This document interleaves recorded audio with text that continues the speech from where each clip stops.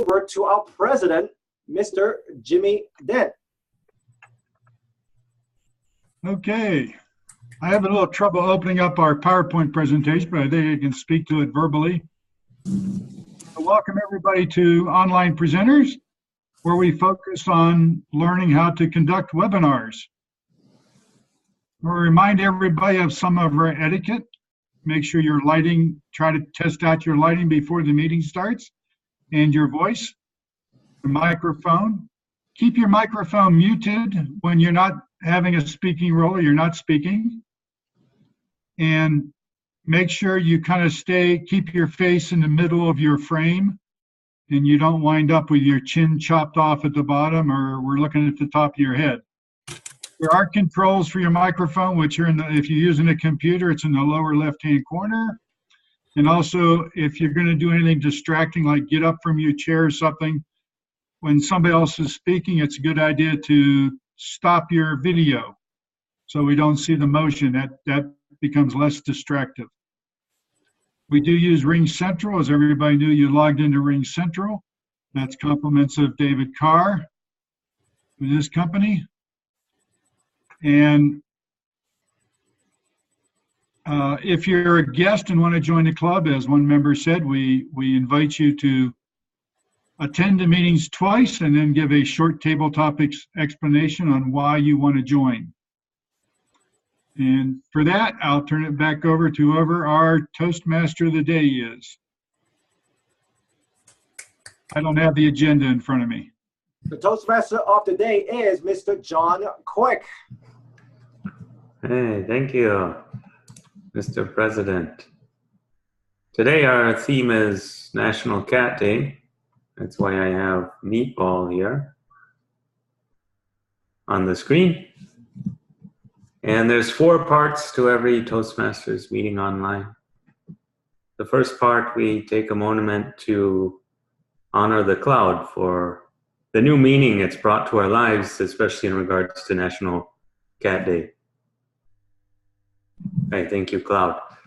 And the other 3 parts, we have our prepared speeches. That's where 3 of our members have come today, prepared to work on their professional development projects and give us some enjoyable speeches. Those speeches will be evaluated in our evaluation portion. That's where we all learn from the feedback that our prepared speakers are given by their peers. And then our third section is the table topics. That's where everyone is unprepared to speak on impromptu topics, and we practice that kind of speaking when we're not totally ready. And our topics master will help us with that. Meanwhile, there's lots of people that are helping out with the meeting today. So if you have a role, I'm going to call on you. Please, in a sentence or 2, tell us what your role is and anything special about how you're going to perform it tonight. First up, we have an counter tonight. That's Sunny Fridge. Thank you, Mr. Toastmaster of the day. I will be the odd counter. My goal is to note words and sounds that are used as a crutch or a pause filler by anyone who speaks. And during the meeting, I'll listen for words like double clutches. That means I know. And at the end of the meeting, I will report the number of times that each speaker used these expressions. Back to you, Mr. Toastmaster of the day. Hey, thank you, Sonny. And may I say that you are the cat's meow. Thank you.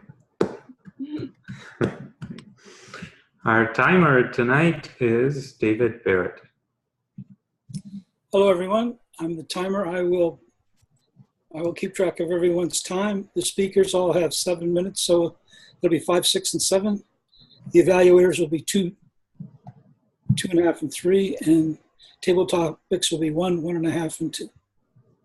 Thank you. Okay, thank you, David. Our next person is our grammarian. That's Andy Byrne. Hello, fellow Toastmasters. The role of the grammarian is to listen carefully to well-spoken words and phrases and to see if anybody uses the word litter, which is the word of the day, in a sentence or structure or comment. At the end, I will be called upon to report on how everyone did. Okay, thank you, Andy. Oh, remind us, the word of the day is Litter. litter, in honor of National Cat Day. Thank you. Okay, make sure to use the word litter. Our watcher tonight is David Carr. If you are littering your screen with unnecessary distractions, the watcher is the person who will tell you about it. I will be talking about body language. We're reporting on body language to the extent that you can make body language fit within this screen. We don't generally have people standing up and twisting and shouting, but we do have people fidgeting in other ways. Oh, Graham's doing the twist and shout. Very good. So whatever that you put on the screen, whether it comes out of your body or it comes out of your PowerPoint, we're going to critique it and tell you how effective it was. Mr. Toastmaster. Thank you, David. Our chat monitor today is Teresa. Thank you so much, Mr. Toastmaster. What I will be doing is looking for any litter on the chat monitor, especially when people are speaking. If somebody has a speaking role, I'm going to diligently look to make sure that our chats are quiet for respect for the speaker. So thank you very much.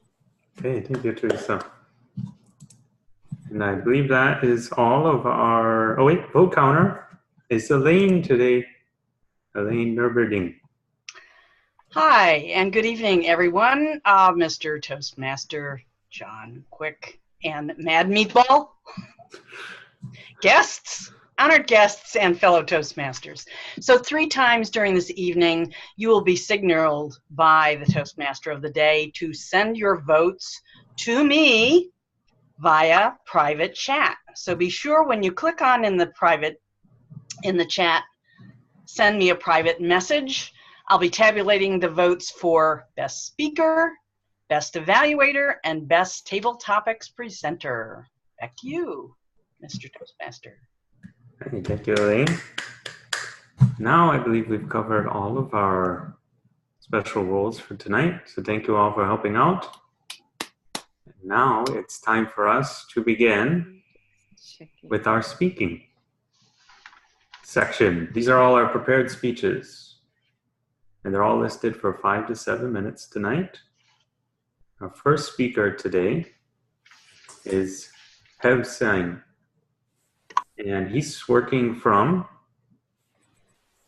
the Humorously Speaking Manual, project number 1, Warm Up Your Audience.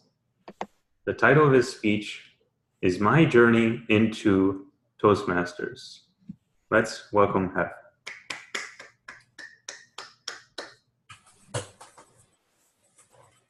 Well, a lot of you may not know me. Personally, I was born and grew up in Cambodia before I came here about 10 years ago. That's why I have an accent. But for a lot of you, when I tell you that I was born and grew up in Cambodia, some of you don't believe me. Because a few of you even tell me back that I was actually born in the US. Then I went to Cambodia to have my accent, and I came back. By the way, have anyone been to Cambodia? Raise your hand. Not a single of you. Well, I have been here for 10 years. And for all these years, I still look Asian. And to be honest with you, I like being an Asian speaking with an accent, because it is the only thing I'm very good at. And on top of that, a lot of people keep telling me I look like Jackie Chan. And I know Kung Fu too. So all of you must pay attention to me. Well, around 10 years ago, I came to the US. And back then, I personally believed that I did speak English until I started speaking. Because when I started speaking English, people started asking me why I spoke Chinese to them. And being in Cambodian, even though I look like a Chinaman or Chinese guy, I didn't know how to speak Chinese at all. And to learn to speak English back then, a friend of mine told me that I should go to church. They teach English over there. But at the church, I could not speak much because my pastor was the one who did all the talking. Once in a while, I allowed to say amen, amen. That's all I can say. And sometimes I could say hallelujah. I still don't know what that is. And surprisingly, at the church, the pastor kept telling me that I was born again and again. Until now, I don't know how old I am. When I no longer went to church, that friend told me that if I want to practice my English, I should start going out. Because I stay with Cambodian family and not a single person in the family speak any English at home. So he suggested me that I should go into clubs or something. And guess what? I went clubbing. I joined a few gentlemen clubs in Philadelphia area just to have a chance to practice my English. Now, raise your hand if you ever been to gentleman club. Okay, some of you. Well, because a lot of you haven't been to gentleman club, let me tell you the secret they don't want you to know. Here is the secret. There are no real gentlemen at the gentleman club. Some of them are not gentle at all. But over there, I did have a chance to practice my English. And I did learn how to move my body, how to do pole dancing. But the English words that I learned and practiced over there, I can't tell you right now. Otherwise, I got in trouble. And when I no longer belong to Gentleman Club, I have found the best club of all, which is Toastmasters Club. And my first impression of Toastmasters is this. When we get together like this, we always learn something. And you don't have to get drunk and get high. Well, I have been a Toastmaster for 3 years. And the longer I stay in Toastmaster, the more I like Toastmaster for 3 main reasons. One, conducive learning environment. Toastmaster provide the most conducive learning environment of all if you want to learn public speaking and leadership skill. And a lot of you believe that public speaking is the #1 fear in life, the #1 fear of all. But surprisingly, so far, nobody died in Toastmasters. Even all of us come to learn public speaking. So it provides the most conducive environment for each of us to learn. Secondly, low membership fee. Now, get this. This club, if you join the club, it's only $60, around $60 for 6 months. And we meet every single week. So practically every meeting, it costs you only $2 or $3, that's it. But if you want to learn public speaking at some other association or non-profit organization, it costs you around 200 grams for 3 days. But here, every single week that we learn, you pay only a few bucks.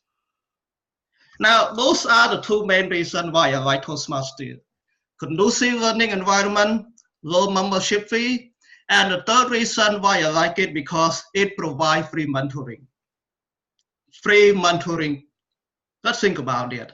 Someone who has already done what you want to do, has already learned what you want to learn, teach you for free. And so if you join the club, you should ask someone to be your mentor. Talk to the president of the club.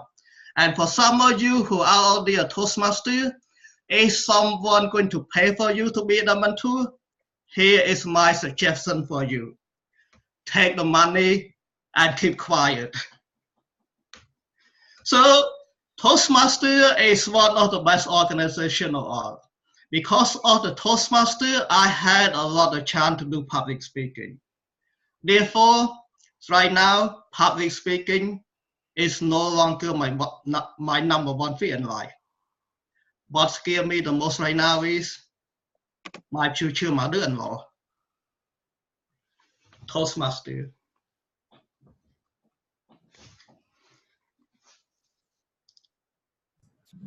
Thank you, Hal, for warming us up with that story about your Toastmasters journey. Next up, our speaker is Graham Carnes. He says, with Halloween just days away, it's time to look at the mainstay of treats being offered this week. Many of those are chocolate, and his speech is titled Chocolate, a History, a Yummy, Yummy History. Graham Carnes. Mr. Toastmaster, fellow Toastmasters guests, the US is in the midst of the annual Festival of Chocolate, it seems, with millions of bars of Snickers and Twix and M&Ms and Mars bars and Milky Ways and Musketeers being handed out over Halloween. In Australia, the equivalent season seems to be Easter, with chocolate Easter eggs and Easter bunnies, even chocolate hot cross buns everywhere we turn. But in fact, other than Easter eggs, chocolate sales don't peak at Easter here, or at least boxed chocolates don't. Here, sales of chocolate actually peak in the 4 weeks after Christmas. That's in the middle of our summer. Who'd have thought it? Maybe it's because boxed chocolates are on special and stores are trying to get rid of unsold supplies. But according to Roy Morgan Research, one of our leading research companies, there is an annual surge in boxed chocolate consumption and purchasing around December and January. Now, that's noticeably higher than the spike which occurs around Easter or Mother's Day. And overall, I have to say we do eat a fair amount of chocolate here in Australia. 1 in 3 Australians say they've eaten boxed chocolate in any 4-week period. Overall, our average consumption around 4.9 kilos of chocolate a year. That's more than Americans who only eat 4.3 kilos a year. Only 4.3. That's about 10 pounds or something. But it's well behind some nations like Switzerland, 9 kilos. Germany, 7.9 kilos. Britain, 7.5 kilos of chocolate every year. Notice who was missing on that list? Central and South America, which is where chocolate first came from. In Brazil, for example, they only eat 1.6 kilos of chocolate a year. Mexico, a paltry half a kilo or 1 pound per person. And in the Dominican Republic, which is the host of the Choco Museum, which I visited when I was there in 2015, virtually none of the chocolate produced from its beans is consumed by locals. So why is chocolate so popular in European and Western nations, but not so popular in its native regions? Well, perhaps it's to do with what we call chocolate versus what they do. It's interesting that although the Maya and Aztecs worship the cacao bean, and you'll see one here over my right shoulder, the initial impression of cacao by Europeans was disgust. Chocolate only truly became popular in Europe after we started adding our own flavorings like sugar and vanilla, compared to the popular chili powders and wine and corn paste, which was added by the Mesoamericans. In fact, the entire concept of chocolate has changed radically since its first form consumed by those Mesoamericans. The food we now call chocolate used to be a drink instead of a solid. And instead of being a sweet treat, it was a bitter drink, which was used as a meal replacement. The first encounter of Europeans with cacao beans occurred when Columbus traveled to Guanaja. That's an island off Honduras, just a hop, skip, and jump away from the Dominican Republic Museum that I mentioned a little while ago. Sophie and Michael Coe, in their book, The True History of Chocolate, relate how Columbus witnessed the value of the cocoa bean when he observed that, and I quote, "They seemed to hold these beans at a great price, for when they were brought on board ship together with their goods, I observed that when any of these almonds fell, they all stopped to pick it up as if an eye had fallen." In fact, the Maya and the Aztecs actually used cacao beans as a form of currency. Some researchers speculate that the cacao bean naturally became the currency of Mesoamerica because of its similarity to coins. They're very light and relatively easy to transport, for example. Now, the Nahuatl document of the Aztecs details some of the trades that could be made with the cacao bean. For example, Professor Carla Martin, in an article entitled Chocolate, Culture and the Politics of Food, says one male turkey would cost 200 cacao beans. So that's cacao's role as a currency. But what about its use as a food or a drink, I hear you ask? Well, I don't actually hear you ask because your mics are turned off, but you get the point. Well, to Europeans, the taste was less than enticing. Historian Girolamo Benzoni once said that chocolate seemed more like a drink for pigs than for people. In fact, Europeans believed that Mesoamericans were uncivilized. Even only the elite Aztec society could drink the beverage, but they were only savages, so what did it matter? Well, when Benzoni finally deigned to taste the drink, he found that it was actually quite practical. It provided energy and was very filling. Now, that's an observation which would later explain why chocolate bars became part of the rations given to all US soldiers throughout the 20th century. Chocolate's very high in fats, but it's also an extremely effective source of energy, carrying lots of calories for very little weight. But while Benzoni sang the praises of chocolates, others didn't actually enjoy the taste much, as practical as the chocolate drink might have seemed. But then they started adding their own flavors, and they turned cacao into cocoa. How did chocolate become the drink of the elite and the Europeans? Well, only nobles could afford to drink chocolate in the 16th and 17th centuries. They were literally drinking money in the form of conspicuous consumption. But then came the Industrial Revolution and Britain's burgeoning sugar trade, which was made possible by its slave plantations in the Caribbean. And the drink was slowly democratized. Chocolate, which comes from the Nahuatl word chocolato, is normally made today from cocoa, not from cacao. So what's the difference? Well, the tree which bears the beans is the cacao bean, and cacao is the most pure form. Raw cacao is made by cold pressing the unroasted cacao beans. That process keeps the living enzymes in the cacao, but removes the fat, or cacao butter. Cocoa looks the same, but it's not. Cocoa powder is raw cacao that's then been roasted at extremely high temperatures. In any case, both of them are quite bitter. So we in the West add vanilla and sugar and other flavors. How much? Well, this is a 100-gram block of dark chocolate. It's about 25 grams or 1/4 sugar. Milk chocolate, this is about 48 grams of sugar. How much is 48 grams of sugar? In that block of chocolate here, that's this much sugar goes into a block. So, and then if you take, say, a Milky Way bar, and our Milky Way bars are slightly different to yours, but either way, it's about 60% sugar. It's no wonder that we like our chocolate. I mean, it's a sugar and fat hit all in one. It's a delicious, delicious sugar and fat hit. Ladies and gentlemen, happy Halloween.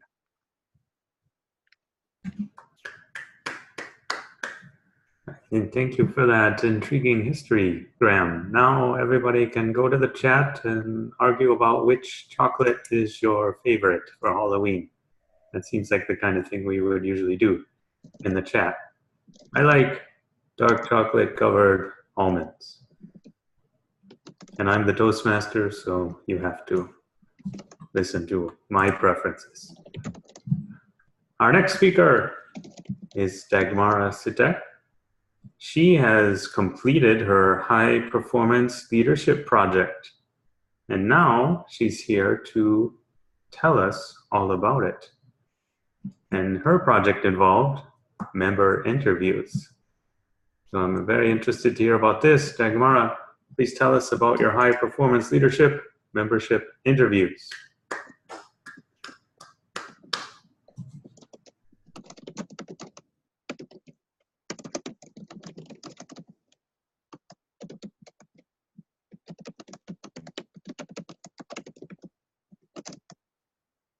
My screen?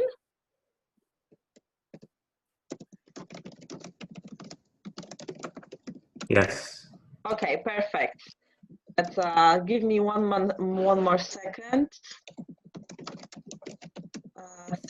Something is freezing here. Okay. I have one question. Can somebody give me a sound when there will be a red light? Is it possible to give me a sound when there will be a red light? Because I cannot see. Yes. Perfect. Thank you. And just one correction, John, I will be starting my HPL. This is the first speech, so I didn't complete yet. Okay. Fellow Toastmasters, how many of you have already finished your high performance leadership projects? So if there is anyone, I cannot see you, please share your feedback in the chat box after my speech, because I really would like to learn what was your experience with high performance leadership project, because this is the topic I will be talking about today, about my HPL project called Video Testimonials. Before I start talking about my project, I want to share with you what is HPL, because there might be someone who doesn't know it yet. So HPL, or High Performance Leadership Project, it's a project of your own choosing that allows you to practice your leadership skills, and you will be evaluated, or you will get feedback by your guidance committee. And HPL is also a requirement for your Advanced Leadership Silver Award, and it is something that you need to do in order to become a distinguished Toastmaster. So have to do it. I want to tell you more about 7 steps of HPL. So let's see, what are they? Number 1 is choose your project, right? So you need to choose what you will be doing. Fortunately, you have a lot of flexibility here, and your project could be something like family reunion. It doesn't have to be even related to Toastmasters. Second, you need to select a guidance committee, at least 3 people. They don't have to be from your Toastmasters club. You need to meet with your committee at least 3 times. You need to give a speech about your project. This is something what I do now. Then you implement your project. 6, you give a speech after the project. And 7, you need to ask your guidance committee for signatures. Oof, that's a lot of steps. Additional step could be just open the bottle of champagne and celebrate once you finished your HPL. But this is not a formal step. That's why I didn't put it here.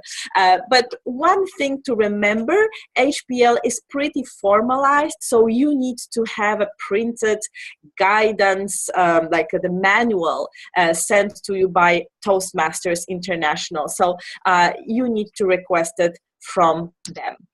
Okay. Enough about the general information of HPL. Let's talk about my HPL project that I'm going to conduct in this club. It's video testimonials of online presenter Toastmaster Club members. And I will be interviewing you guys, obviously, we will be meeting on Zoom.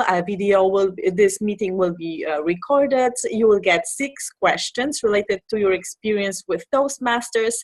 And I think it shouldn't last more than 15 minutes, so it won't take too much of your time. And the best part of this HPL is that everyone can participate, no matter if you're a new member or you are with online presenters from the very beginning. I invite you to participate, and I believe it will be a lot of fun. So what's the goal of my project? My HPL is all about promoting online presenters and educate people or potential members about our club. So I'm going to share video testimonials on our blog and on our social media. Additionally, I'm going to I would love this project to have the purpose of content recycling, which is the most effective form of content marketing, because you can repurpose and you can reuse the content that you already have. So I would like to create an inventory of videos, testimonials that you as a member of our club, you can access and you can repurpose it. Maybe you want to create a podcast based on these video testimonials, or maybe a blog. You are free to do it. So let me tell you now why I chose this format for my HPL project. Video, according to 52% of marketers, video is the type of content with the best return on investment. It's also very engaging. So it's a great form to use to promote our club. And why testimonials? Because 89% of marketers find it the most effective content marketing tactics. So if we have our own credentials, our own testimonials, it will affirm our credibility and, you know, build more trust around our club among community. And now I want to present to you my video testimonials committee, and I would like to thank them for getting involved. Please give them a round of applause. Thank you so much to Jim Barber, to Lois Margolin, and Adrienne Williams for joining me in and supporting me on this HPL journey. And guys, if you're ready, I hope you are ready, I want to invite you to participate in my video testimonials. If you are ready, just send me an email to dagashitek@gmail.com. Let's schedule interview, let's start video testimonials, and let's get that ball rolling. Fellow Toastmasters.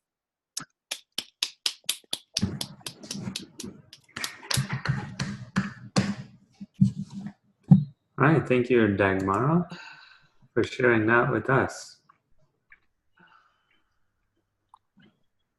Let's, can you please stop sharing your screen? Yes, I will do that in a second. Just it just froze. Let me press.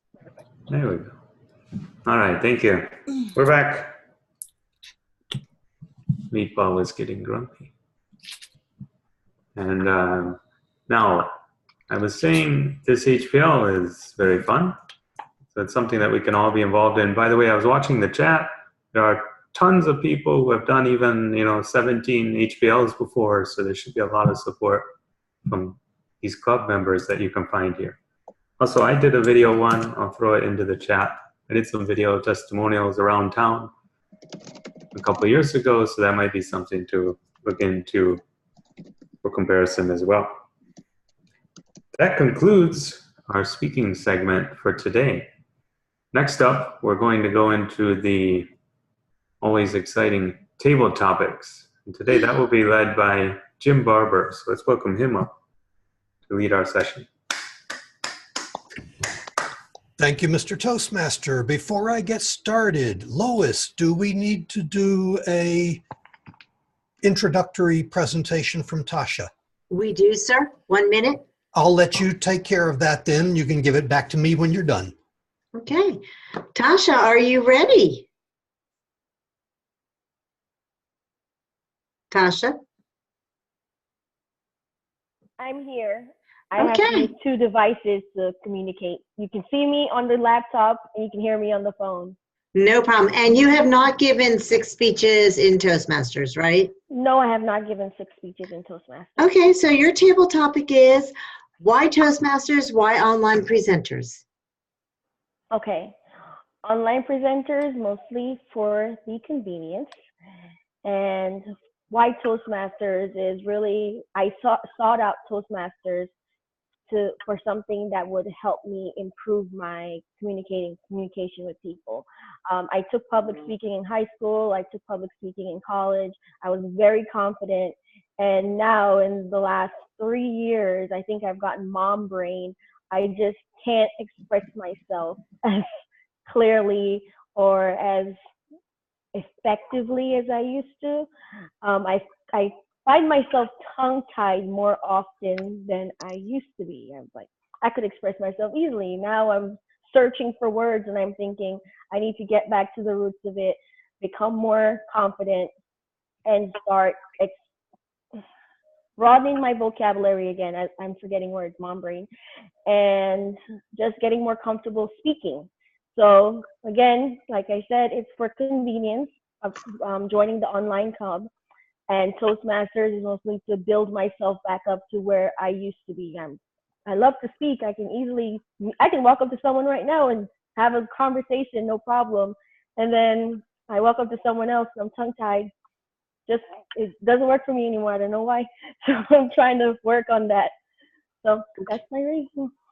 All righty, thank you very much. And with that, we will have a vote going to the secretary. Is our secretary here, Dagmara? No, you're vice president. Who is our secretary? David? Well, the vote counter is Elaine. No, this goes to the executive board. Okay. Why don't you send the votes to me? Okay, so the executive board, please send your information to David, and Tasha will get in touch with you tomorrow.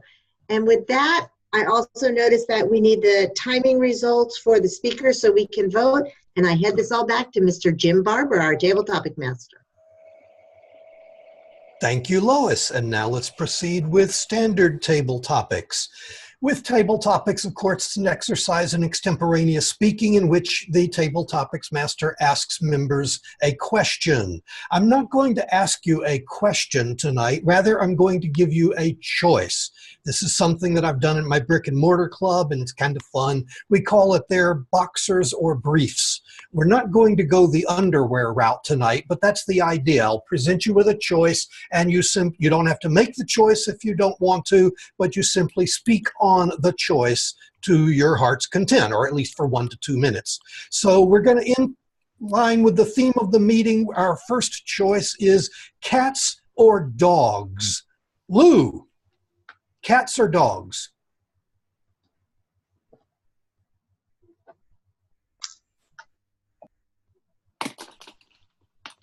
Lou, you're unmuted, but your mic is still turned off. Timer, please reset the clock. Thank you. Dogs, Mr. Table Topics Master, thank you. And thank you whoever called me out on that. And fellow Toastmasters, definitely dogs. I've had dogs all my life. I don't have one now, though I would like to. Grumpy Cat staring at me there. I think he's upset. Sorry, Meatball. Or is it Meathead? I'm not sure which way it goes there. But yes, definitely dogs. I've had dogs all my life as a kid, growing up. Actually, would like to have one now, but because I travel more often than not, it's a little tough to have a pet. So maybe instead of a dog, I could have something like a fish or a turtle that you really don't have to worry about when you do go away on vacation. Or maybe even a pet rock, because that would be the ultimate pet where you really don't have to worry about anything like making a mess or having to feed them or anything. That probably would be the best. And, you know, speaking of pet rocks, did you know the guy who invented that, like, made millions? He took a rock and just painted a face on it. How the heck can you make a lot? Who would buy a pet rock? Seriously, folks. I mean, you could just go out to your backyard, grab a rock from your garden, paint a face on it, and have your own pet rock. Would you really want to pay to have somebody paint a rock for you? I'm looking for the timer. There he is. Sorry about that. With that said, I digressed. Dogs are the way to go if you have time for them. Pet rocks are the way to go if you don't. Mr. Topics Master. Thank you, Lou. And in keeping with our word of the day, which is litter, our next choice is litter or recycle. And let's go for Roger.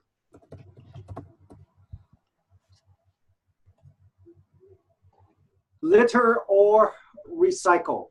There is a obvious politically correct answer, but you know better. That's not my pick. Litter, of course, because I have the option to litter wherever whatever, whenever I like.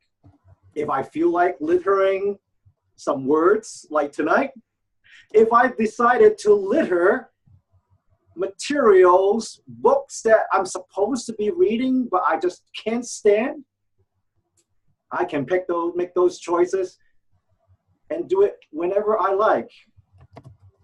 But the question is, what would it happen when I do litter? When I litter my clothes around the house, what would my wife say? When I litter in this club, what will you say? And even if you are for it or you are against it, do you think I care? Back to you, Mr. Table Topic Master. Thank you, Roger. Mr. Toastmaster, do we have time for one more? Yes, have time. Alrighty then. Our next choice is summer or winter. Sunny. Fellow Toastmasters, Mr. Table Topics Masters, and most welcome guests. Summer or winter? Well, there are pros to summer because in the summertime you have the opportunity to have less clothes on, and you get to enjoy the warm, really sunny weather. You get to go to the beach and enjoy time with family and friends. I like summer. I like it, but I also don't like the heat. I recall when I first came to Mississippi and I was a videographer, the thing about it was that I had to chase ambulances, go on the roads, and I couldn't stand it after the first week after coming from New York City. So I ended up a few months later getting an inside job. So the heat and I did not agree. Now, winter is good, but I also don't really like the snow. And the cold weather I don't like because you always have to bundle up. So if I had a choice, however, I wouldn't pick either. I'd pick spring. I love spring. I love flowers. I love the warm weather. And I like the idea that you can have a sweater on if you like, possibly a jacket, but you probably can go without one in Mississippi. So winter, no. Summer, no. Spring, yes. Back to you, Mr. Table Topics Master. Very good. Thank you, Sunny. Did anybody catch that I called on Sunny to talk about summer versus winter? Okay, thank you. I just wanted to make sure. Okay, to keep us on time, we're going to call it quits there. Mr. Timer, was everybody in time? David? To be brief, yes, everyone was on time. Outstanding. Would you please pass your votes of Lou, Roger, or Sunny to Elaine as appropriate? And I now return control to our Toastmaster, John. Thank you, Jim, for that engaging table topic section. Now you're sending votes for table topics, Lou, Roger, or Sunny, to Elaine.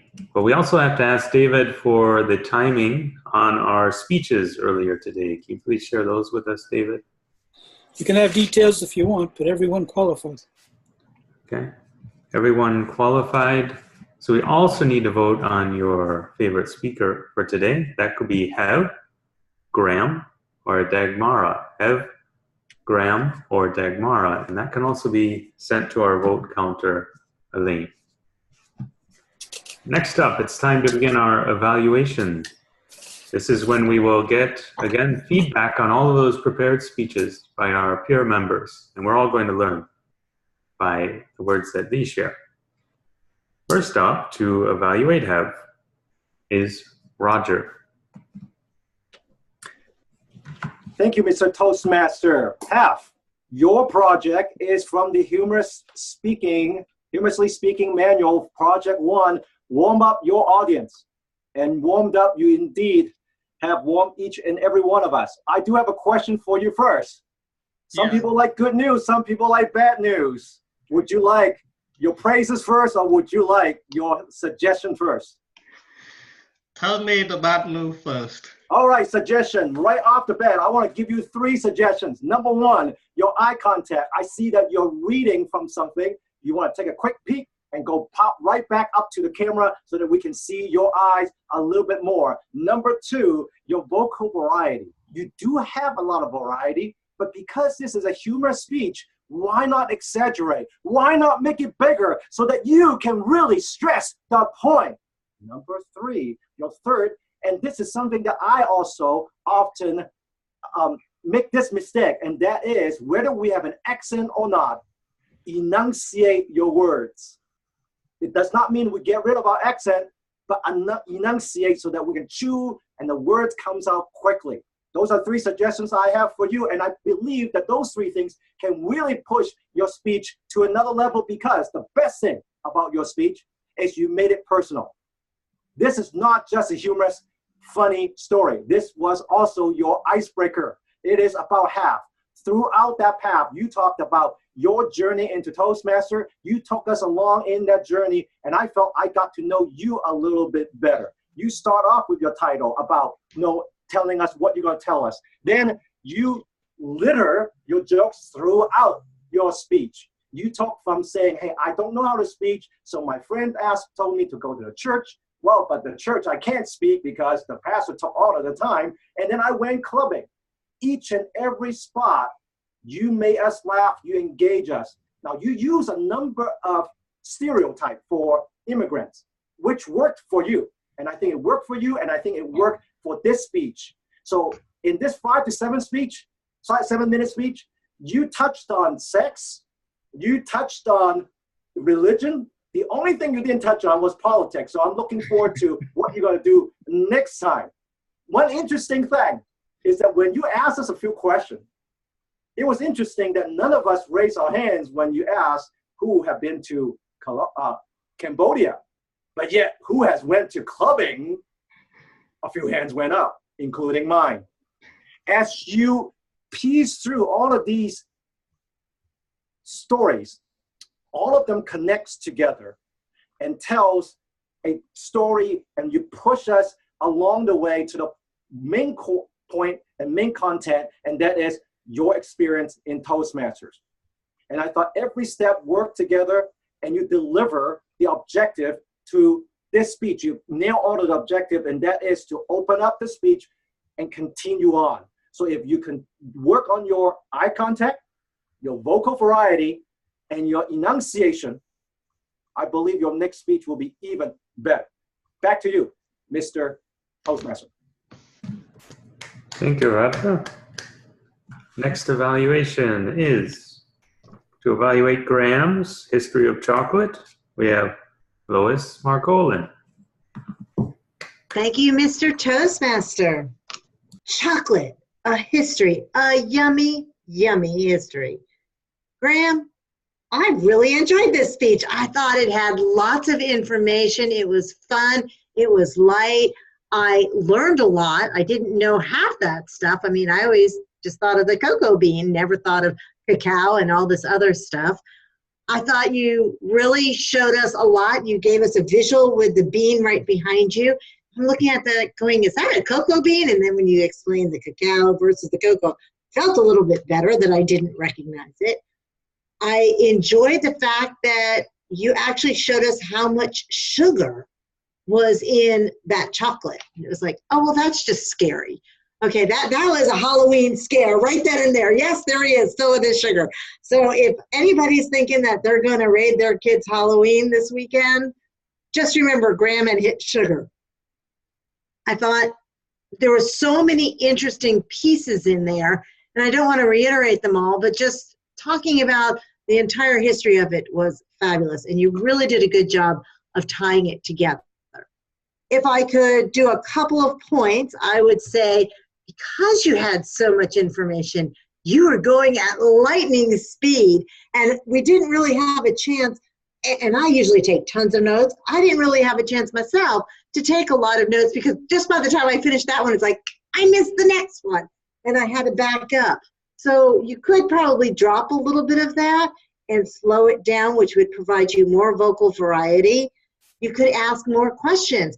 Does anybody know what the cacao bean is versus the cocoa bean? And actually, I would like to ask that. Did anybody know about the cacao bean beforehand? Okay, I feel a lot better. Oh, I had one person, otherwise I had two. I felt a lot better because I hadn't heard of that before. I would also recommend, you were throwing a lot of statistics out in the beginning, the 4.9 kilos per year consumed by Australia. Some of those things, there was so much information per country, which personally I enjoyed. I would have liked to have known the source on that. So when you're going to throw all those statistics out, the source might be helpful. Overall, I learned a ton. I'm going to go back and rewatch this so I can grab the information I missed. I thought it was very enlightening. I thought you did a good job. This was a research speech number 7 from the Competent Communicator, and you totally nailed it. Rocked it. I enjoyed it. I'll go back and watch it again. Thank you, Graham. Mr. Toastmaster. Thank you, Lois. And our next evaluator on Dagmara's HPL is Angela.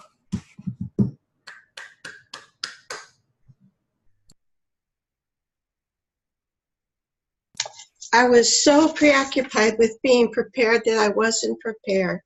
So I'd like to say that I'm happy to be Dagmara's first evaluator for her journey back into the club after taking time off to have her biggest high performance event of her life, having a baby. So this is exciting for me to evaluate her. Also, because it is her high performance leadership project. I did not know a lot about this project before, and now I'm intrigued to identify how it will work for her and how she's going to incorporate all these different elements to it.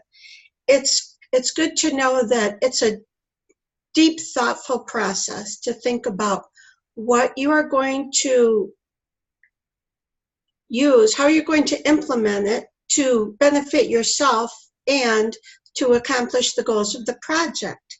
It's great to know that you have a guidance committee. I wasn't aware of that. And that you chose people in the group. Wonderful. And that this was your first speech. So we're going to hear more about the project as you progress. It's exciting to know that it's such a structured process to go through the high performance project, and that we're all really going to be part of it, since you're inviting all of us to participate by contributing material, whatever it might be useful for you in the project. Let me think. Unfortunately, I would have to say, you did have a few ums. Ironic that I'm telling you this, of all people. But yes, there were a few ums in there. And so I recommend somehow that you and we need to learn to speak more slowly and to think our speech through, or our purpose of what we're going to say slowly so that our audience can hear it, and we're not using those time fillers to do that. It's very exciting that you included the information about the return on investment, because I think we're all thinking about how is this going to benefit us. So whether it involves money or not, it's an important point, return on investment, and that so many marketers agree that testimonials are important. So thank you, Dagmara. Thank you. Hey, thank you, Angela. And to all of our evaluators, David, can you let us know where all the evaluators within time? Roger, 3 minutes, 25 seconds. Lois, 2 minutes, 41 seconds. Angela, 2 minutes, 34 seconds. Everyone qualified. Thank you, David. Please send your votes to Elaine, and you can vote for Roger, Lois, or Angela. Roger, Lois, or Angela. Next up, it's time to get some reports from all of our helpers today. So first, let's hear from our grammarian, Andy. Thank you, Mr. Toastmaster of the day. The person that used the word of the day most often was Roger. He used litter, and he was helped in that process by Jim Barber giving him a choice of litter or recycle. and he used it many, many times. So he is the overall winner of Word of the Day. But there were other interesting word and phrases being used. Chocolate, cocoa beans, cocoa beans, getting the ball rolling, pet rocks, and others. But that's the end of my time. I'll be happy to share my comments of additional words that were well used in my chat. All right, thank you, Andy.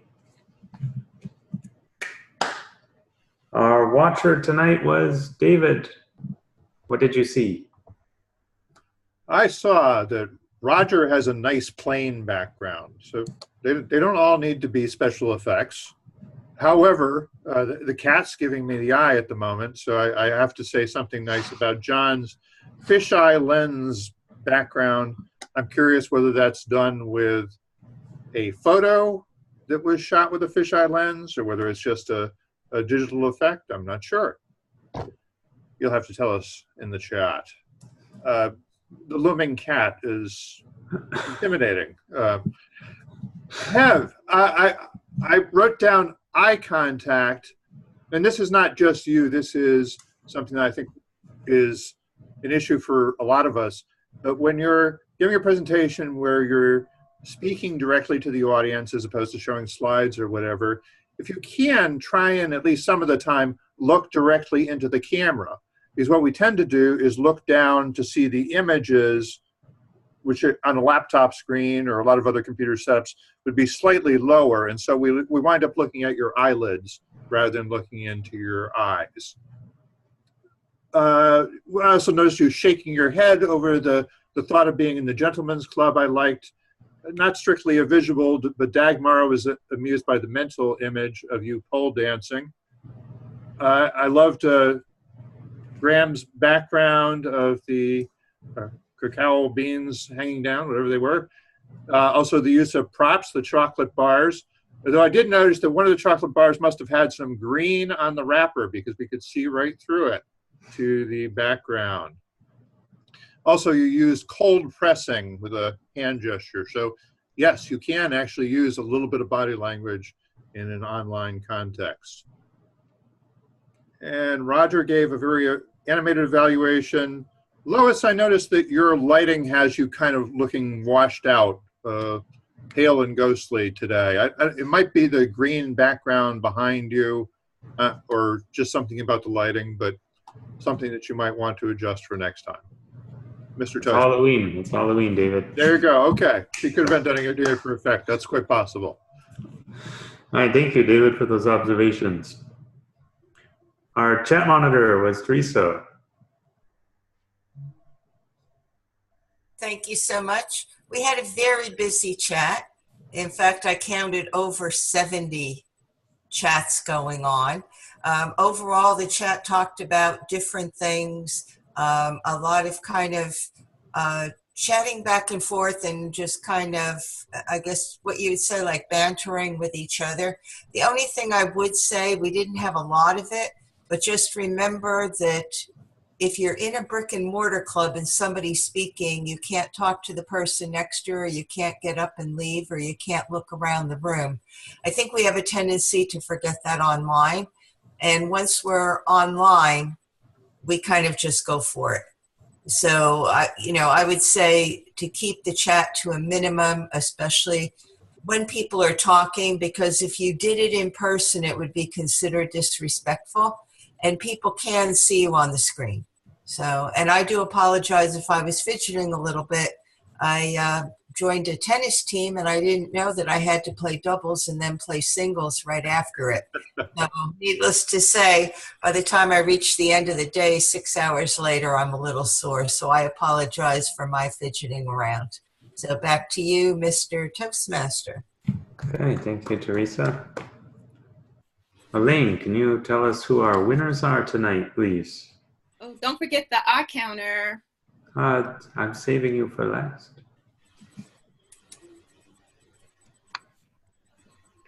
If that's a go for me to report on the winners for the evening, I'd like to report that Graham earned the most votes for Speaker of the Evening. Congratulations to Graham. The Table Topics presenter with the most votes was Sunny. Congratulations, Sunny. And Roger got the most votes for Evaluator this evening. Congratulations, Roger, and thank you to all who fulfilled those roles this evening. Hi, thank you, Elaine. Congratulations to our winners. Now it's time for Sunny to give us the Odd Counters report. Thank you, Mr. Toastmaster of the Day. Mr. Toastmaster of the Day, you did not have any ums or uhs that I was able to count. Hev, you had one well. Very good job. Lois, all good. Tasha, you had 2 ums and 1 double clutch. Aye. Everyone else did very well. Roger, you had 1 ah and 1 so. Angie, 2 ums and 1 so. And Dagmara, you set a world record, I believe, on the number of ums. I'm going to call you the Wizard of Us. And I'm sure that you will be able to get better because you've been on a little bit of a vacation, but I stopped counting after 40. Back to you, Mr. Toastmaster of the Day. Thank you, Sunny. And now, for our final report of the evening, Jimmy Dent is our General Evaluator. Okay, thank you. Well, good news, we started the meeting on time. We had a good round of introductions of everybody. We had several guests tonight. That's good. It's always good to have guests. The evaluations, I thought, were excellent evaluations by all 3 evaluators. And I'm glad to see we have 3 speakers. And we're finishing up on time. So I'm going to make this report short and turn it back to you, John. Hi, thank you, Jimmy. One thing I'll say, we may need to adjust the timing a little bit because table topics were on time. But from there, you see, we kind of had to cut off your 2 minutes of speaking. So we might need to shift somewhere a little bit sooner on our typical timing. But otherwise, we did a great job today to pull it in right at 9 o'clock. So now it's up to you as president to get us all logged off on time. Back to you, Jimmy. Thanks, everyone. Thank you. Well, first I want to thank everybody for showing up tonight, all the members and our guests, and especially Dagmar. Welcome back. And, hope everybody comes back next week. The guests are definitely welcome to come back. And invite your friends, other people you know, to come visit our club and possibly join. Entice some of your friends to join the club. Should we ask our guests what they thought of this evening? Or yes, who's our guest? We want to see what they thought of the meeting.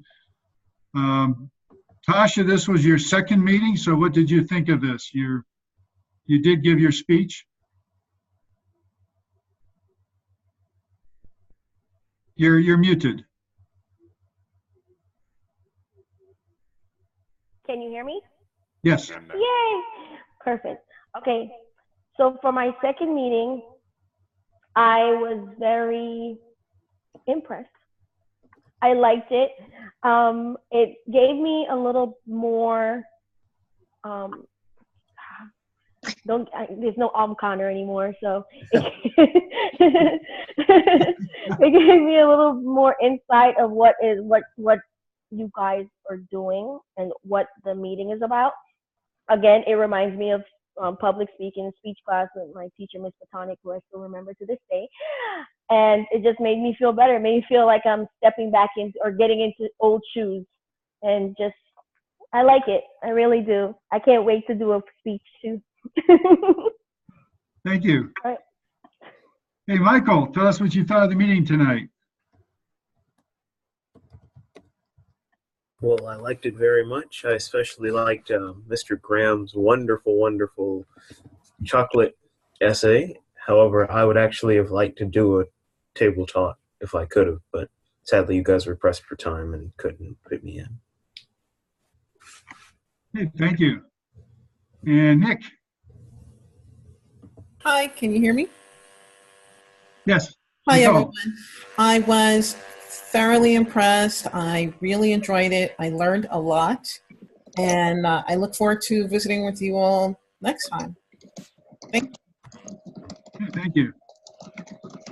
Nick Lahadi. Thank you, Mr. President. I really enjoyed the meeting. I thought it was very professional. It was very much on time and on spec. From an outsider point of view, I really enjoyed the speeches, the evaluators especially. But the one thing that I'm going to remember from this meeting is either get a dog or get a rock. So I will always remember that. So thank you very much, and I hope to visit again. Thank you. Thank you. And Teresa. I'll unmute myself. This was my second meeting. I have to say I really enjoyed it. I really enjoy the group, and I am looking forward to becoming a member. So I will probably be doing that over the next month, simply because I've got a couple other things that I also have to do. So if I do everything at once, I then land up in trouble because then I spend too much money. So I'm trying to pace myself, but with my credit card. But I definitely will be joining. And my question is, could I pay online on PayPal? Yes, we have an online. I was just about to paste that actually, which is why somebody noticed that I was making the typing noise this time. So sorry, but yeah, there's a page on our website that says join, and that has the PDF application you can download and fill out, and it also has an online payment button. So that is where you go to get in gear. Thank you. We would love to have you. Thank you. Is there any guests that I missed? There's a Swanapriya. Swanapriya, you there? Can you tell us about what you thought of the meeting tonight? Yeah, I liked the meeting so much. It was so interesting and good. And I will visit again next week and then take a decision. Most probably I'll join. Okay. Terrific. I have a question, like there are so many people who have taken roles. So will people be trained for taking such roles? Because I mean, how do you evaluate and all, like? Can I suggest, Swana, can you send me a message with an email, and I can send you some details on background. This might not, if you're an absolute beginner with Toastmasters, and it sounds like that may be the case, this might not be the club for you, but there are a number of other clubs which meet around this same time online, which might be of more benefit for you. But if you send me an email in the message, then I can talk to you about some of the other clubs. Okay, thank you. I'm doing okay. Nope, I'm just finishing a Toastmaster meeting, and I went to visit your mom today. Yeah, right, Johnny, Adrian, you are the host. You can go ahead and mute whoever you need to mute. I want to make a quick note for some people. If you have some issues with your audio, don't forget that in the little triangle next to your mute button, you can click in there and find a phone number so that you can call in from a phone. If you try to use two laptops or two devices in the same room, oftentimes they conflict with one another. It can be done. I'm not saying it cannot be, but you have to really work the detail. If not, these two will have feedback against each other. But if you have a laptop or desktop and you got audio issues, click on that little triangle, get that phone number, and you will have a minimal amount of feedback in that regard. Just a quick note with that. Back to you, Jimmy. Okay. Does anybody else have anything they'd like to say? One technical detail I thought I should share with people, because I'm not sure everybody knows this. The online meeting link is actually the same link every week. So if you want to put that in on your calendar someplace, or copy and paste it into a document that you keep around, you can do that. Also, I think does everybody see an invite button in the middle of the screen. There should be, Yeah. Mhm. yes. So if you click on that, it will allow you to copy the link from there. So we had somebody earlier who was emailing or something saying, what's the link? So it's not a secret. We do try and get people who register as guests. I encourage you not to just send them the link. Try and send them to our website and have them register so we have a little bit of information about them so we can follow up with them. So that's why I don't just publish the link on the homepage. I ask people to register first so that we do have that follow-up information on them.